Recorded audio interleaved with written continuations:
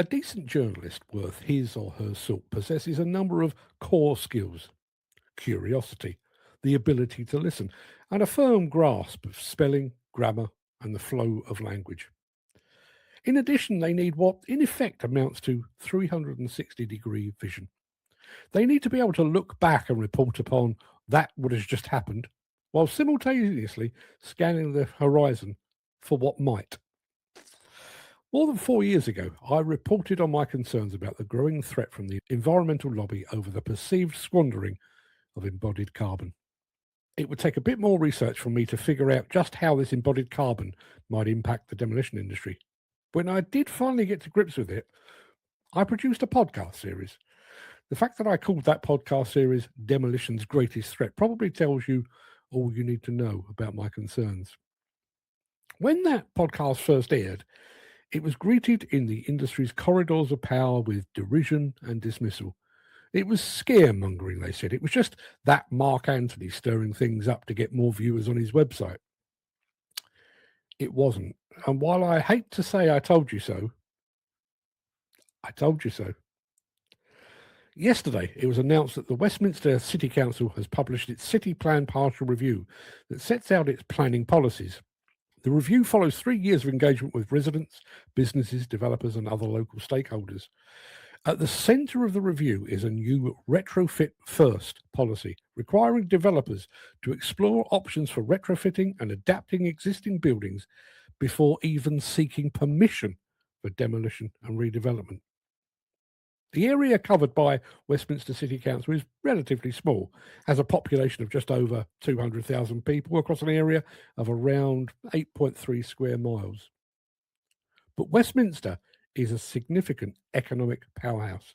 It's home to 50,000 businesses, 700,000 jobs, and it contributes something like £55.7 billion to the national output. And the makeup of the council's buildings is also skewed. It houses national landmarks and institutions, including the Houses of Parliament and Buckingham Palace, none of which are likely to face the prospect of demolition anytime soon. But Westminster is also the heart of the nation's capital and is a major political hub. It's the place where laws are passed, the bridge from which the nation is steered. What happens in Westminster is often a precursor, a testing ground for what will be rolled out across the country. The council says that it recognises that not all buildings can be retrofitted and is therefore adopting a retrofit first, not retrofit only approach. But while the council was stopped just short of an all-out moratorium on demolition, the writing, once again, is on the wall. Councillor Jeff Barraclough says our retrofit first policy sets a new benchmark for local authorities. It will help reduce carbon emissions from today's buildings and has the potential to be the biggest single emissions reduction initiative undertaken by any council in the country. In the face of this retrofit first doctrine, the challenge facing the demolition industry is both clear and complex.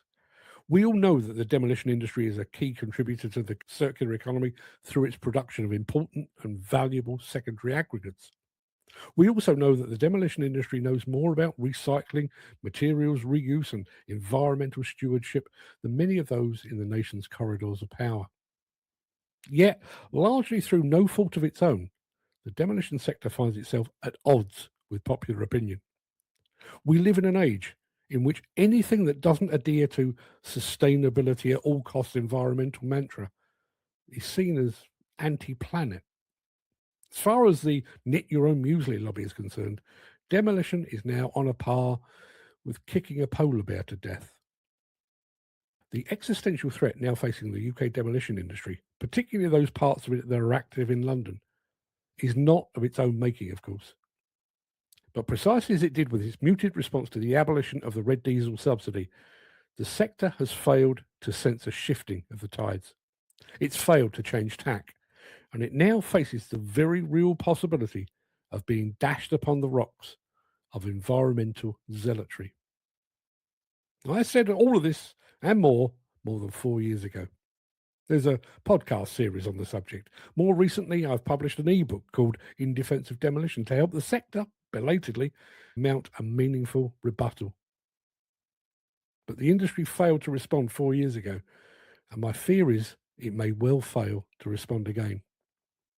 But you can't say I didn't warn you.